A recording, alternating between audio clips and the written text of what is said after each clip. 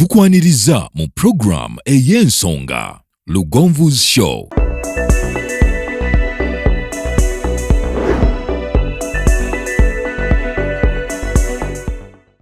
Africa yonna tuwuliriza Lugonvu Show.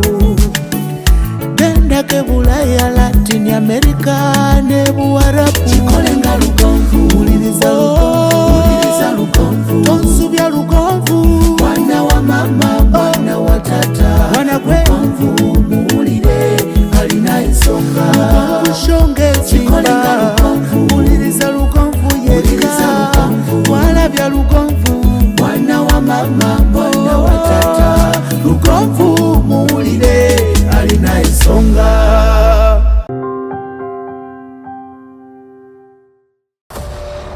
Sawa ya bunkenke eno nsi ttaano katuubagiro kennyini ng'azina n'ow'enkufu okwekkanya kukwo n'okunyumirwa kukwo obubalagaze n'obugigi bw'abano abasaalimbidde mu mbuga ya Sseddugge.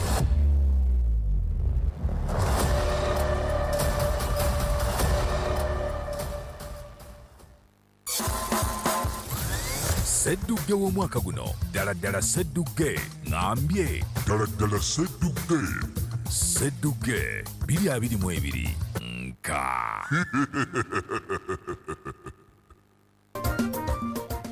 Oh yes, tukuwaniriza twagala okubanga tukubaza gwa togese ku lunaku lw'ennaku z'omwezi 5 mwezi gwa Desemba olunaku lwa balaza tuli mwezi mupya tubaniriza mu Sseddugge 2022 chapa kya ttaka Sseddugge 2022 nka twagala okubanga tumanya nagenda okubanga tukira mu chapa ky'ettaka omulundi ogwaliro nze Ssentongo Frederick Lugonvu sigenda kwogera bingi nedda nyina okubanga nsooka okwaniriza mu Sseddugge 2022 sitambudde nze katiimu nsajja y'abantu omu babiri basatu bana batano mukaga musanvu munana mwenda 10 abali mu Sseddugge ey'omwaka guno. Hajabu simwogerere amaze okubanga atwegatta kagenda kubanga atubuuzaako tandikira lunaku olwaliro mu Sseddugge 2022 naye nga bali mu mawanga ag'enjawulo n'abali mu ggwanga erya Uganda tubaaniriza Sseddugge. Hajabu simwogerere ogamba otya? Neyanzeege abatulaba abatuwuliriza mwenna abatwegasseeko mu biti eby'enjawulo mwebali nnyo mwebalire ddala. Frederick Lugonvu agambye nti olwali ennaku z'omwezi 5 mwezi gwa Ntenvu guyise gwe 12 omwaka 2022 Sseddugge 2022 tekyali kulanga kulala. Abavunkanyi batabye dda bagguse dda buseke bakkalidde dda batudde kitebe enjala kyetuula mu lubuto. Teri kulanga kulala, tuzze mutuwulirize ate nga bwe munyumirwa oba oliawo nga n'okuyiga mwokutwalidde.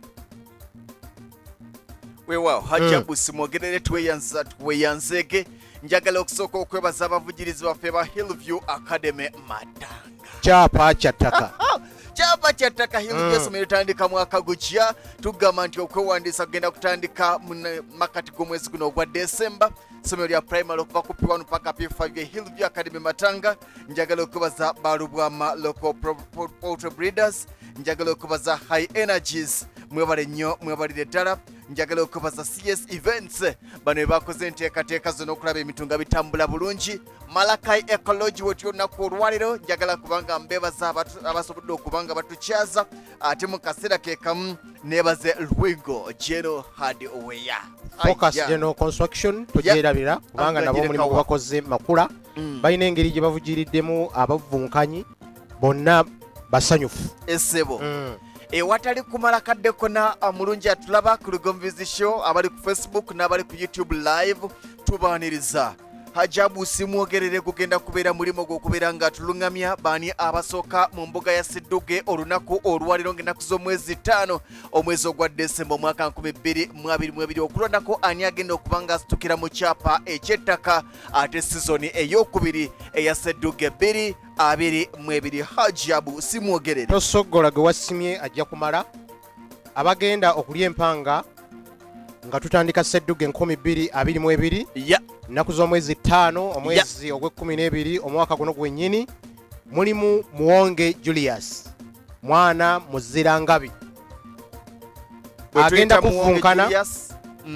kuvunkana ne Kabuuka Robert kwabo gwe tunaafundiikirira olukontana luno nga buli omu ajje munne ku bwa Sseddugge. Okay, tujja kusaba muganda waffe ali mu byuma ogenda kuba ng'otuwa omudigito Muwonge Julius ng'ajja mu mbuga ya Sseddugge. Muwonge Julius, kamera zonna zibeere ku Muwonge Julius ng'ajja mu mbuga ya Sseddugge 2022. Kabuuka Robert,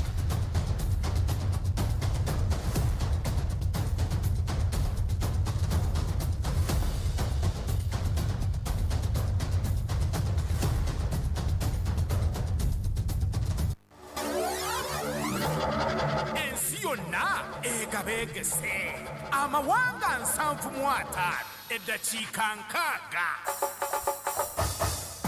6 ennaku 30 eza Sseddugge bwe weegayaalirira gwaswala nateera lubase owootulo tusiibule essimu gikyajinge emirimu gikole misana anti Sseddugge akomyewo ku Lugonvuzi show Sseddugge 2022 nka. Oh yes, nga bwe bagambye nti Sseddugge 2022 nka ewatali kumala kadde konna. Mu kaseera kano tulina Muwonge Julius muzzukulu wa Nsamba, tulina ne Kabuuka Robert bwe bali mu mbuga ya Sseddugge olunaku olwaliro. Ewatali kuwannanya wadde okumala akadde konna, buli omu alina okuba nga yeewerera muno gamba nti wandibadde onviira ku kyapa ky'ettaka. Era nja kutandikira ewa kojja wange Muwonge Julius awerekereza ebigambo bye eri Kabuuka Robert mu ddakiika etawera n'emu, wabula obutikitiki 30 nga akakasa nti ye Sseddugge 2022. Neyanzanyo amanya Muwonge Julius neddirangabi kabiro girengesa nga nva bulenga nakuwadde naye nga ndi munnabuddu mpera lubuuka nvira ku kyapa ky'ettaka. Bw'atyo Muwonge ng'awera nti lubuuka nvira ku kyapa ky'ettaka. Lubuuka kyava agamba nti amanya gange nze Kabuuka Robert. Kabuuka Yes, Kabuuka Robert nga nakomawo mbaddeko Dubai ngenda kweza mwezi nga ndi mu Uganda naye nga ndi awo Kawala Kasubi wenviiridde okujja. Obadde obeera Dubai side ki? Dubai n'ebitundu Dubai as a state, it is Dubai. N'ekitundu ki? Dubai state kali webadde embeera Banias omanyiwo Banias. Banias. It is a state Dubai, not UAE. Yes. Banias manyiwo. Bannayuganda bonna abaalemererwa embeera we basinga okubeera. Weewaawo. Naye gwe tobadde omu kwabo. Weewaawo. Banias kweya ku Union awo buli munnayuganda akubuzeeko w'omusanga. Kituufu. Bwe kiba nga kiri bwe kityo Hajabu Semwogerere ye gwe agenda okutulungamya embeera nga bw'enaatambula. Mu bufuzi obw'ekika ekya waggulu ebiseera twalabika twatandise dde okubigera akadde katuliiridde ewejjokolera. Abavunkanyi bano bagenda kuvvunkana bombiriri bwe tunaabafundiikirira mu ddakiika nga 3. Muwonge Julius oba Kabuuka Robert omu ajja kuba atadde munne. Tugenda kusooka bwe tuti nti tulina obbaaniriza mu nnyumba ya Sseddugge. Mu kubaaniriza tugenda bawa ekibuuzo ekirabika nga kyangu era senga okigwa otandika n'okusalibwako bubonero 3. Nsaba okibaddiremu. Ekibuuzo tetusuubira nti tosobola kigwa. Bw'okigwa obubonero 3 otandika bukugiddwako n'otandikira mu bbanja. Weewaawo. Kaakati bw'okituuka 3 bukuweebwa naye tekiriiko kulonda. Bwe tunaavaawo tujja kgenda n'ebibuuzo 3 buli muntu okuva eri nze ne munnange Lugonvu, naye nga tubabuuza kimu kimu. Lugonvu abuuza nange ne mbuuza, Lugonvu abuuza nange ne mbuuza. Eddoboozi libeere ekkangufu bulungi tusobole okuwulira kyozzeemu, tukuwa obubonero oba tubukumme, ate n'abalaba Sseddugge 2022 basobole okufuna ekifaananyi ekituufu nti ddala oli musajja olwanirira bwa Sseddugge. Webale nnyo webalire ddala ndowooza ensonga ennyonnyose bulungi. Abali emabega tujja kusaba bw'owulira nga munnayina ekibuuzo kyazimu nga kikuwoomedde embuga ya Sseddugge si nkambwe oliwadde mukubira ku nganoga nti ekyo baba kibuuza nze mbadde seekisobole engalo tezigaanibwa. Nja kutandika bwe nti era Hajabu simwogerere nga bw'ategeezezza nti tugenda kutandikira ku Muwonge Julius. Ekibuuzo kino kigwa bugwi nga kibunoomu. Bwe kikulema obwa Sseddugge busatu bukugibwako, bw'okituuka ne bukuweebwa. Kantandike ne Muwonge Julius. Muwonge, Wangisebo. empaka zo zimu baziyita batya era za mulundi gwa kumeka? Baziyita Sseddugge 1222. Za mulundi gwa kumeka? Gwa kubiri. Obwa Sseddugge busatu. Okigudde bubuufu yoga Ne tugenda ewa Kabuuka Julius. Yes, sir. Nze oyinza okuba nga wantegedde Yes, sir. naye nandi okumpi wamutegedde. Yes, sir. Mpa amannya ge. Agagosebo. Nze oyinza okuba nga wantegedde Yes, sir. naye nandi okumpi wamutegedde bwe tuli mu kubasoya ebibuuzo. Mpa amannya ge. Mawai. Banziriremuko. Ndowooza oyo atandikire n'okumubanja. mumpulire anoonya byakutwala Twagambye kino tekibaako kulonda. Sseddugge 2022 Nze oyinza okuba wantegedde. Yes, sir. Nze Ssentongo Frederick Lugonvu. Andi okumpi oluyi luno yaani? Amannya ge ge njagala. Mumanyi. Oh. Wakasange. Obwa Sseddugge busatu bumugibweko. kikuyinza obuzito Ye Hajabu usimwogerere. Obwedda gwe twogeranga n'okumwanjula tumwanjula. Embuga ya Sseddugge etandise okuwooma. Embuga ya Sseddugge teyawukana na ttiimu na kilabu za betingi. Obba bakubba. Tubukuwa tubukujjako Hajabu. Neyanza neyanzege mu bufu bwe bumwe obwo abavunkanyi Muwonge Julius ne Kabuuka Robert. Ekibuuzo kimu kimu tekiriiko kulonda wabula tusuubira nti kyangu mu bwekika ekyawaggulu. Kabuuka, Wanyisebo. Marakai Hotel Yes, sir. esangibwa mu district ki? Kampala district.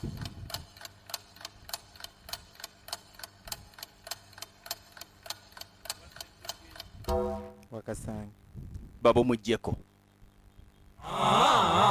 kikuyinza obuzito Kimuyinze obuzito. Kakati abavunkanyi bwe tuba tuyitayita amateeka gano tusuubira okuba nga muwuliriza. Twagambye nti ebibuuzo ebisooka tebiriimu kulonda.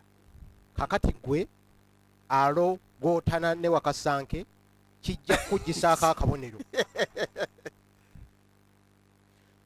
Obubonero busatu bugenze okuva ku Robert Kabuuka.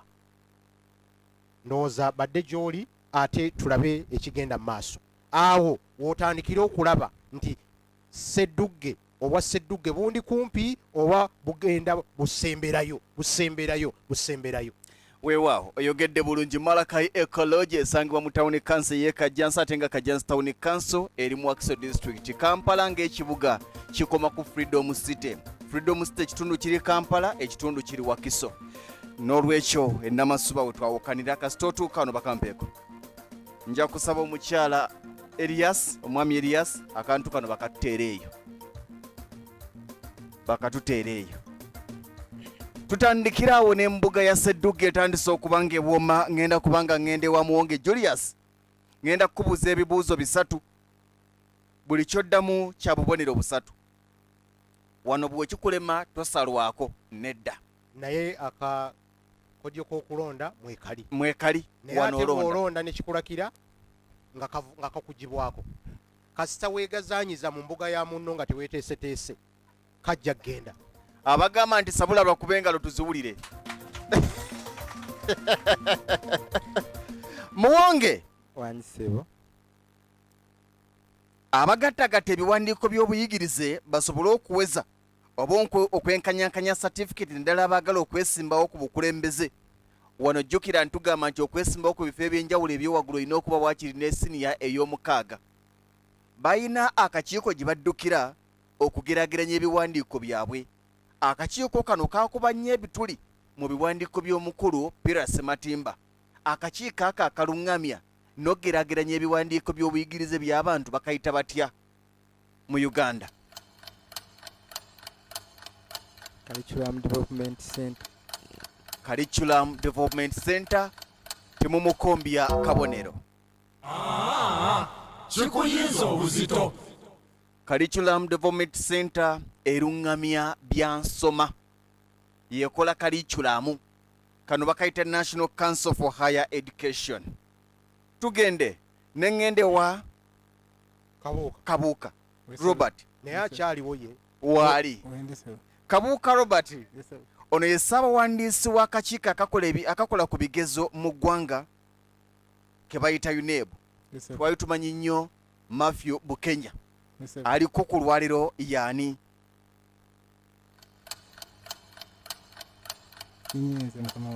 Kimuyinze taweebwa kabonero. Kikuyinza obuzito. Era ne wabula amugambako nti nze kamulonde. Bamuyita Dan Odong no Crutch. N'agamba nti mbadde mumanyi. Wabawumuliddemu awo nange sijja kubaweeza kubanga ekyabaleese mu kimanyi. Mazima nti kufuuka Sseddugge. Mwonge okulonda okwakwagwa mu ggwanga lya Kenya kwenyigiramu abaavuganya ku bwa pulezidenti bana. Bw'ompaako basatu obwa Sseddugge busatu nja bukusimba. William Oluto, Raila Odinga,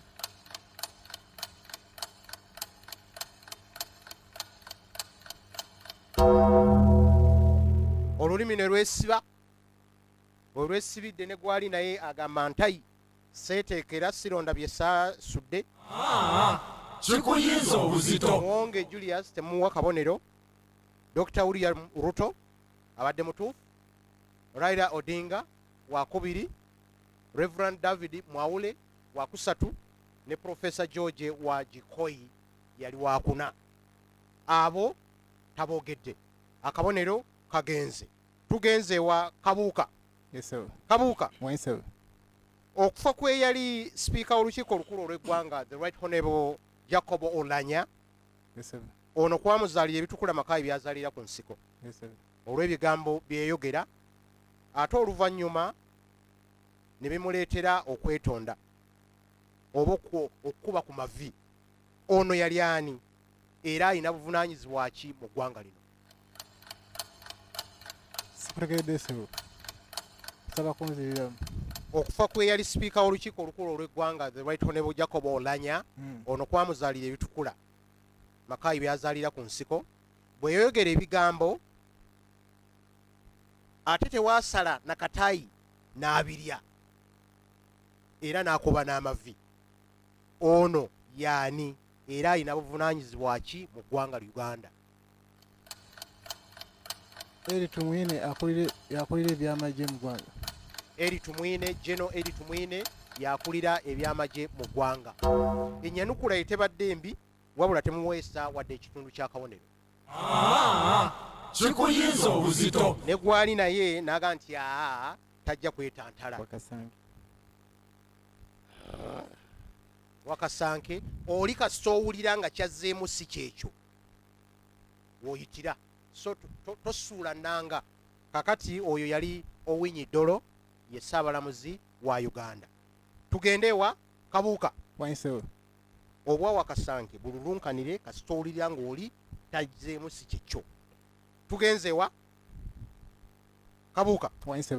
Ono munnamagye so nno Mukama yamutwala. Olw'obuvumu mu kukola obwannamagye yapaatiikibwako erinnya naddala bwe yali mu ggwanga lya Somalia ng'aduumira eggye eririyo oba erikuuma emirembe.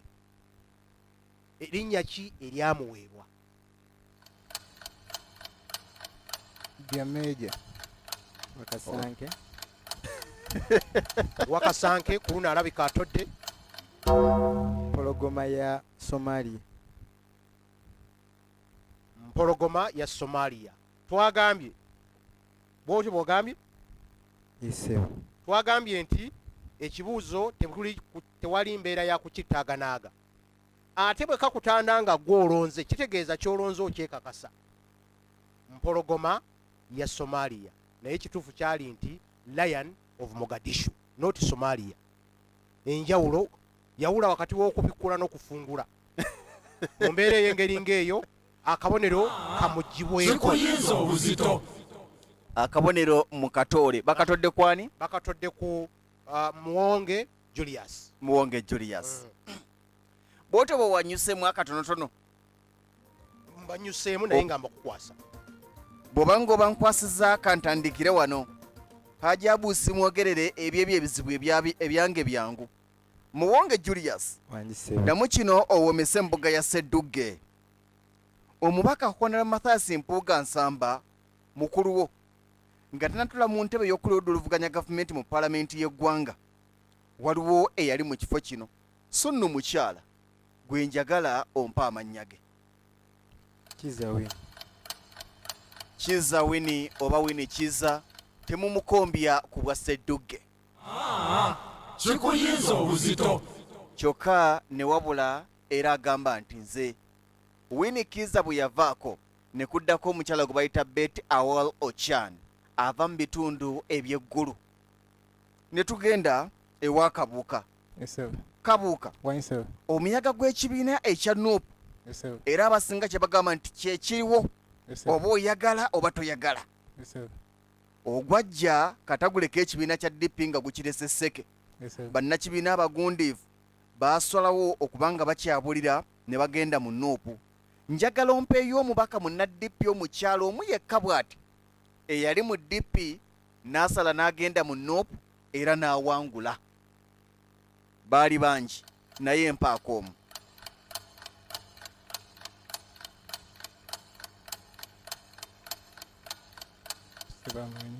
Kasanke Nekibanga kiganye tabozeewo Wakasanke Muwonge Julius. Betty Namboze bakireke akaseddugge kamu. Obadde osobola okumpa Veronica Namaganda ate mwennyoko naye Wangabi naye tomujjukidde Hajabu simwogerere. Baba Mbamba kuwa ndowooza waliwo oba we twagizeemukko ne walaalirayokko ekibuuzo. Ekibuuzo ekyo ndowooza kyabadde kya Julius. Mwebale nnyo abayita ababiri bejjukanya enviiri zikujukiza engo. Kati ekitegeeza nti Kabuuka ngenda mubuuza ebibuuzo bibiri si bwe kiri. Kabuuka tambula bwoti. Uganda erina Major General retired Alupo Jessica. Olwo eggwanga lya Kenya ne libeera nani?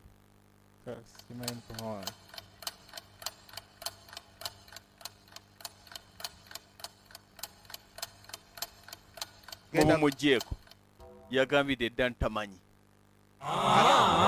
Kikuyinza obuzito. Agambye nti simanyi mukama wange. Si bwagambye? Agambye tamanyi. Tamanyi. Kitegeeza era tamanyi. Ogutali musango. Ogutali musango.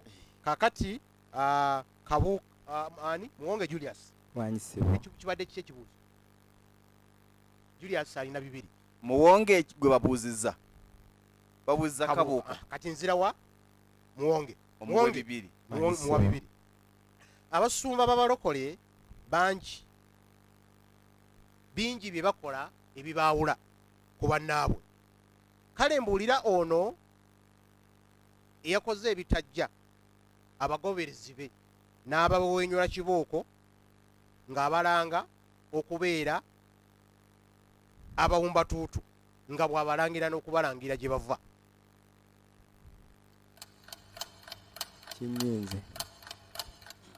Kimuyinze omusumba oyo Kikuyinza yali oba bamuyita Dennis Kintu. Tugende kino kati kyekisembayo. Tumwebaze Kajiji kati minisita wa byabulimi nga tannafuuka ekyo yali minisita waaki? Minisita wa Kampala.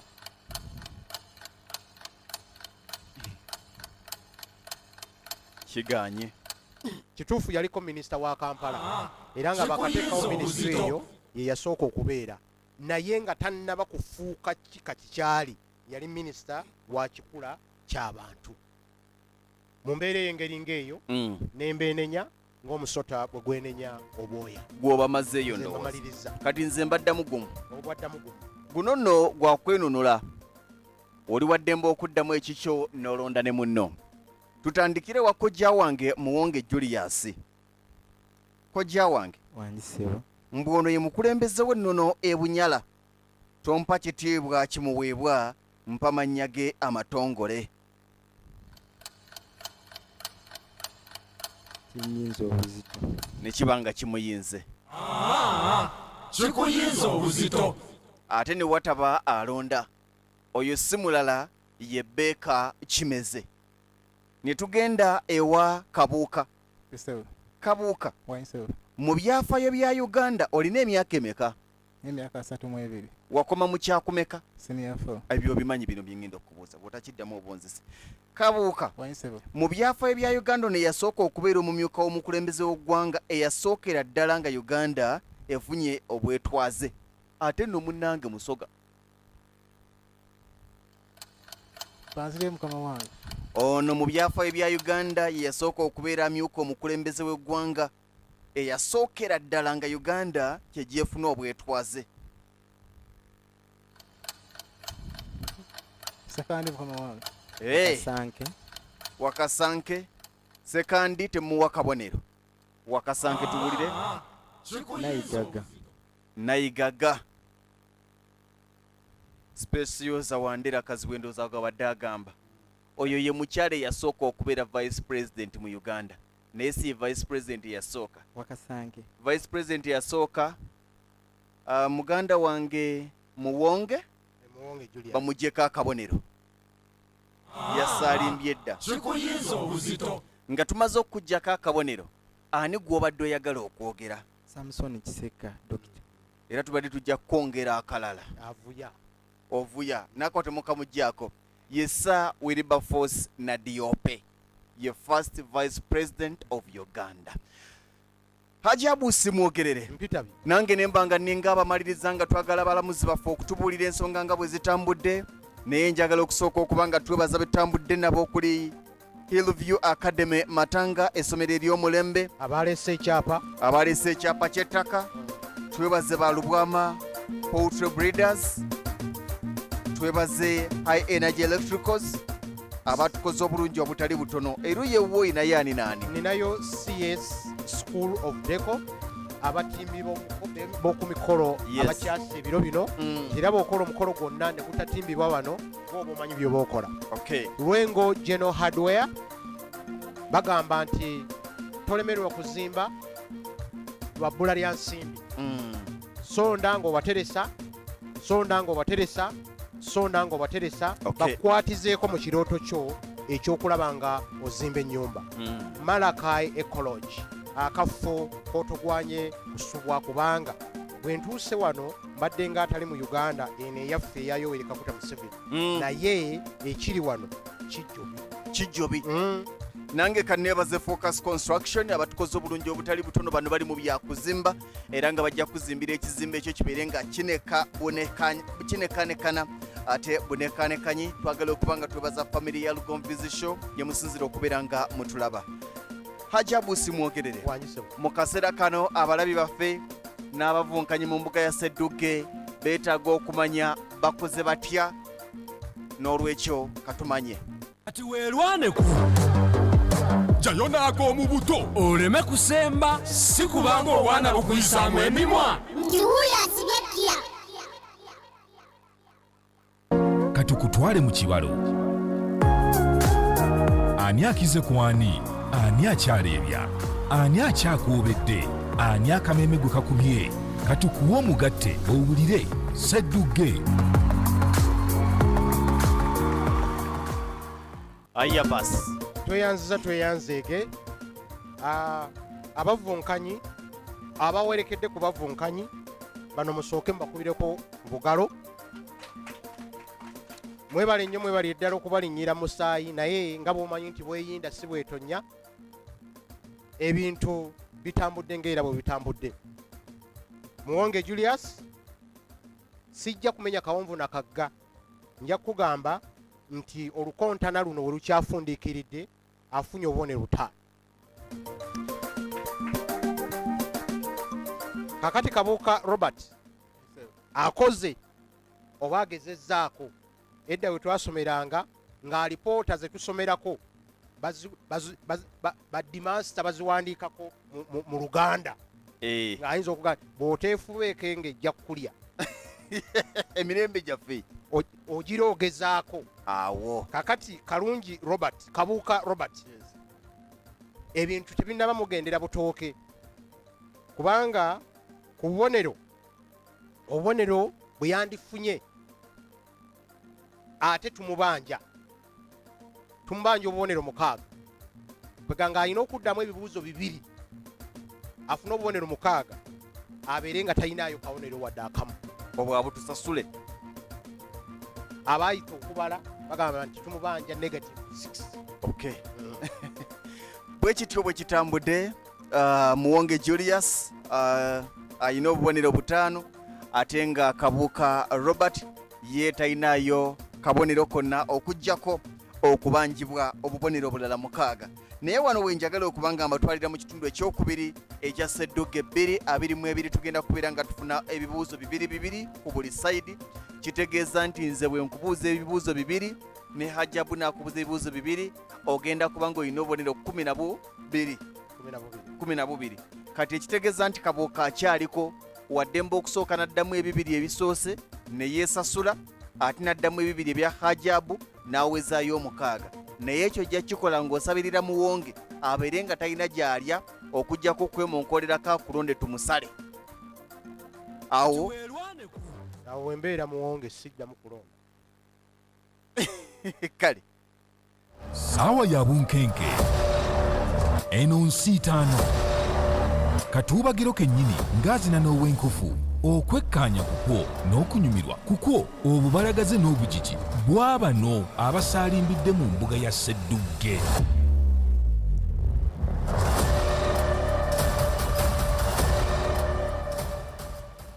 Okay, Muwonge Julius, njagala kutandikira wano okubuuza bwe nti Muwonge, menya abakulembeze b'ekkanisa ya Uganda. Menya abakulembeze b'ekkanisa ya Uganda 3 ngodde mabega nga naaliko mu kaseera kano tomutalizza. Abakulembeze b'ekkanisa ya Uganda mu Uganda ab'oku ntikko 3 nga naaliko tomutalizza bwodde mabega. Kolombi,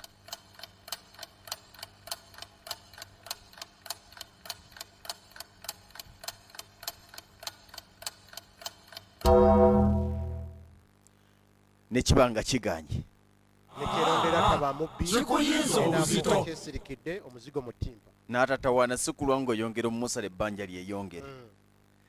Abakulembeze b'ekkanisa ya Uganda 3 tuyina aliko ku lwaliro Archbishop Kazimba Mugalo, tuyina Archbishop Silent Agali ne Archbishop Luke Olombi bembadde nsinga okwetaaga. Ne tugende wa Kabuuka Robert. Kabuuka tutambulire wano. Bano be balina ekitiibwa ky'obwa kalidinaali gwe bayita kadino mu Ekereziya Katolika mu Uganda bampa amannya gaabwe.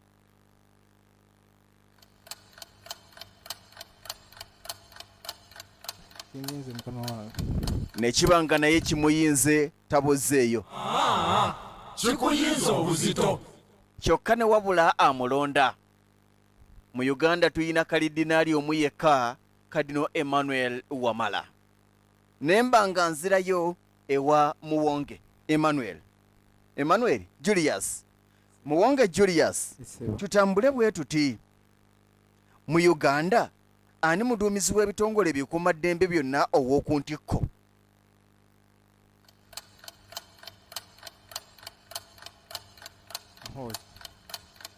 Muhoozi temumukombya. Kikuyinza obuzito. Mu mawanga gonna omuduumizi w'ebitongole ebikuumaddembe ow'oku ntikko yabeera omukulembeze w'eggwanga eryo, era ku lwaleero ye honorable ye president Yoweri kiche munotize badde muwadde n'obuduumizi ye president Yoweri Tibuhaburwa Kaguta Museveni. Ne tuba nga tugenze ewa mbuzayo omundowooza si bwe kiri mbuzayo kimu mbanyuke ne tugenda ewa wangi taliyo kabuuka ndi wuwo mu musango gw'okulonda president ogukyasembyeyo omulamuzi ono kati aleeta ettagali mu kitongole ekiramuzi bagamba mbu ensalawo ye mu musango guno eriko beetaasanyusa njagala mpa omulamuzi oyo amannya ge.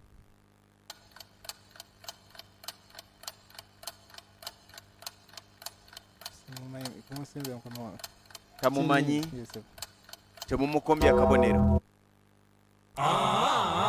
kikuyinza obuzito ne wabula amulonda ye Justice Esther Kisaache. Nembanga nze mbanyukidde wano mu mbuga Dugge era okwema okuwulira eddoboozi lyange nga tulinze kumanya ani ayiseewo ani atayiseewo naye okusalawo ani ayiseewo ani atayiseewo bibuuzo bya Hajabu simwogerere bye bigenda okusalawo. Olwaleero ennaku z'omwezi 5 olunaku lwa bbalaza mwaka 2022 olukontana luno nduweereza abali ku mitimbagano gyonna gye musinzidde okutulaba mwebale nnyo mwebalire ddala ne bannaffe abatuvujjiridde temujjanga okwo kaakati bwangu na bwangu ng'omutezi w'enkwale tuyite mu bwangu ng'ali misa olunwe mwonge emikolo gya Ssaabasajja Kabaka wa Buganda ng'akuza amazaalibwa ge ag'omulundi guno gaali makunale oba gyali makunale ng'entanda okuli ekibya abaffe go amazaalibwa ga Ssaabasajja gaali ga myaka emeka?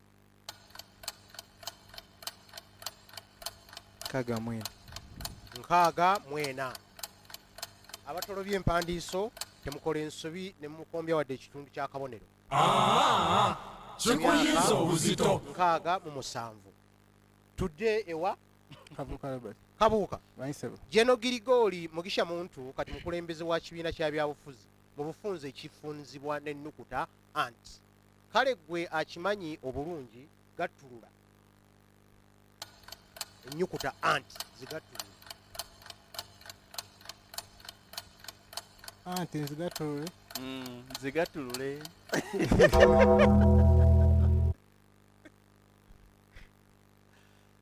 damumpulire atera kunoonya byakutwala anti mu bufunze abatolobya empandiiso Kabuuka kikuyinza obuzito anti Alliance for National Transformation. Nzizeeyo wa mwonge ono ye mukulembeze eyadda mu bigere bya John Pombe Magufuli eyagenda edda awatali badda. Samia Suluhu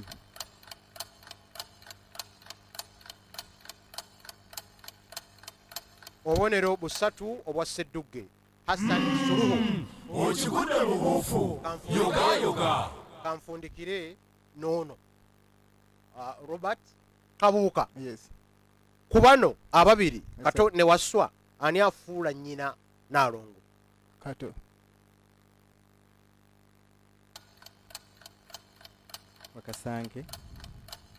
Wakasanke busatu obwe Sseddugge okigudde lubuufu Haji wakyuka Wakasanke kakati oli bwaba imuleka lugwemu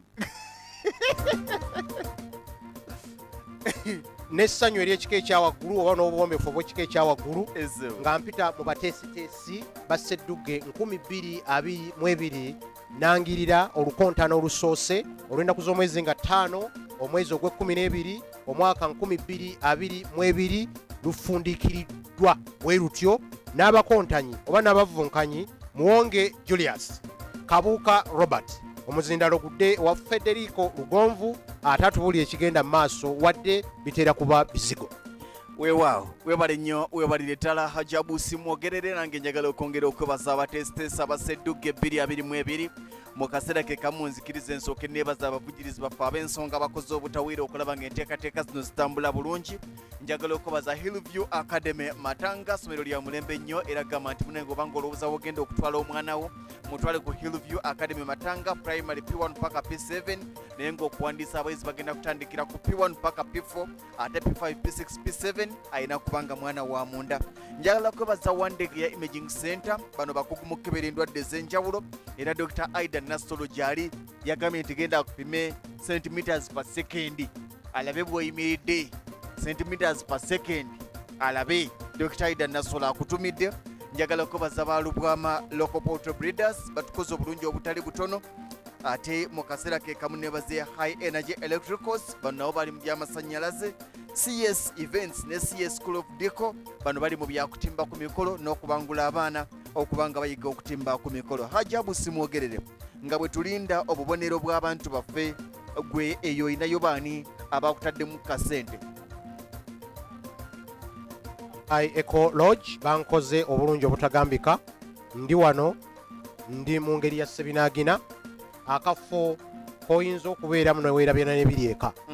Lwengo General Hardware bo batunda byakuzimbisibwa wabula mu mbeera egwanidde okweyuna kubanga emiwendo gyabwe mirungi, buli kimu kyoyagala bakiina ate nga n'embeera gye bateekawo okulaba nga obusobozi obufuna bagiina.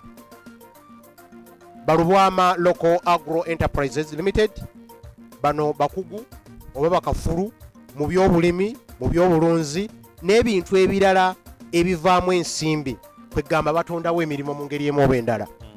High Energy Electrical enansana, amasannyalaze gafuuka amasannyalaze, yaka yafuuka yaka. Sola bagikuwa ne bagikutimbirayo oba ne bagikuwangirayo ate mwattu ku nsimbi ensaamusaamu. High View Academy ematanga be batuwadde ekyapa era Sseddugge wa kyapa. Anaabeera Sseddugge Landlord awedde emirimu ng'era ova ku waabo oba muloge ddala. Ne Focus Construction, bano bali mu byakuzimba babadde side yo akasente bakawadde gwe n'okalya. Focus Construction company eri mu byakuzimba bakuyigiriza okuzimba ate nga mubalese ekintu ekipya bagamba nti beekwate tebakoba kubanga bakuzimbira balina enteekateeka bayigiriza abaana abaagala okuzimba kubeere nga tewagendako mu ssomero.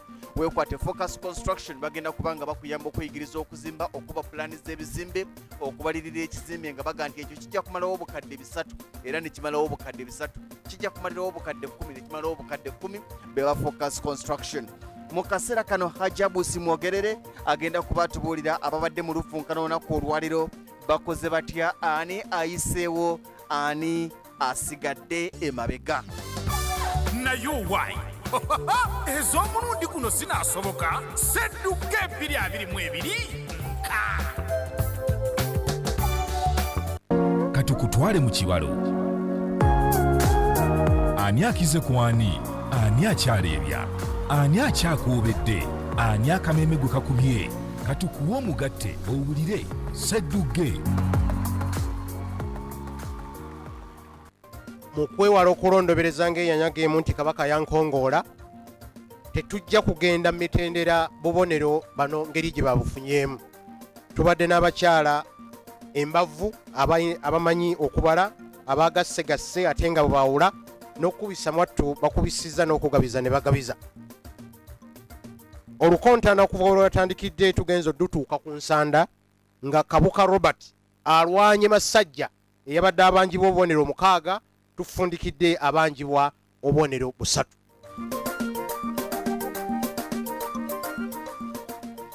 Kitegeeza nti ne bwanadda mu Sseddugge 2023 tujja kubanga tukyamubanja.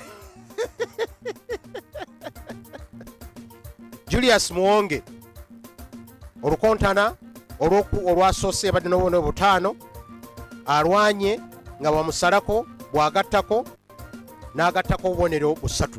Omugatte gwa bonna n'aba ng'afunye obubonero 8. Ekyo kyekitegeeza mukimanyi. Webale nnyo, webalire ddala Hajabu simwogerere.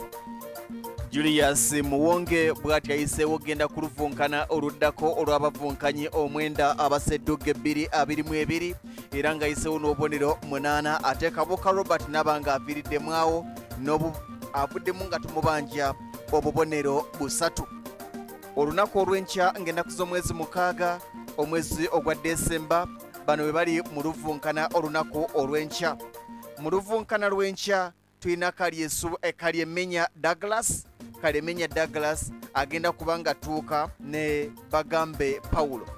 Tubasuubira olunaku olw'enkya kezinaakona ssaawa 2:45 ez'ekiro tulina okubanga tuli nabo mu nnyumba ya Sseddugge ate ku ssaawa 3 tujja kubanga tutandika bulungi. Tujja kubasaba abavunkanyi baffe okwatanga obudde okweteekateekanga buli kaseera zigenda okubeera ssaawa 2 nga bamazidde okuba ng'ogoba mu mbuga ya Sseddugge osobole okuteekebwateekebwa obulungi. Olunaku olw'enkya Kalyemenya Douglas mugambe nti yajja mu mbuga ya Sseddugge ajja kubeera ne Bagambe Paulo nga bavunkana okusalawo ani ayitawo agenda okwegatta ku Muwonge Julius, ani agenda okusigala okwegatta ku Kabuka Robert.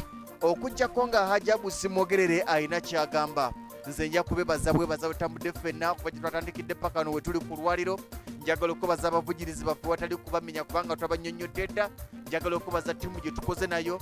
Njagala okwebaza abalamuzi baffe Mbabazi Lilian ate n'omulongo Babirye Barbara abakoze mu luvunkana olwaliro babadde balungamizibwa Sharon Mirembe ate nga yagezaako okubanga ataanya wano ne wali ne manager wa Malakai Ecology Angela bwabadde side eri. Njagala okubaza baganda baffe abali mu byuma abakoze obutawera ttiimu yonna okulaba nga tukutusako ekifaananyi ekirungi ate ne sawundi ennungi. Hajabu Simogerere neyanzeege akuddira mu luyimba atatera dduwoomya naye ate naddingana amawulu yatera okugajjamu omukkuto. Abavugiridde Sseddugge 2022 mwebale nnyo mwebalire ddala. Abatadde ettaffaali ku puroguramu yonna nga bwebadde mwebale nnyo mwebalire ddala. Abavunkanyi sijja bataliza kubanga oba oliawo mutabadde Sseddugge 2022 teyandibaddewo. Mwebale nnyo mwebalire ddala. Robert Kabuuka ngukubiriza togwa maanyi ddamu weetegereze oba oliawo 2023 oyinza okufuuka ensonga. Ekigo ekimu tekirobera baana kuzannya. Mwebale nnyo mwebalire ddala abalabi baffe ababuli Mutendera abali okumpi newala. Webale nnyo webalire ddala tubagaliza birungi byerere Sseddugge 222 bwatyo bwatandise era nga tubagala omukomekereza olunaku olw'enkya tulinde ani agenda okuba ng'ayitawo. Mubeere bulungi mweraba. Sseddugge wa leero bw'atyo bw'alabise tukimanyi osigadde weenuguuna naye n'enkya mu kyo. Eyo y'ebadde program Lugonvu's Show. Afrika yonna tuwuliriza Lugonvu Show. Genda ke Bulaya, Latin America ne Buwarabu. Chikolenga Lugonvu, wuliriza Lugonvu. Tonsubya Lugonvu. Mwana wa mama, mwana wa tata. Mwana gwe Lugonvu muwulire alina ensonga. Lugonvu shonge chikolenga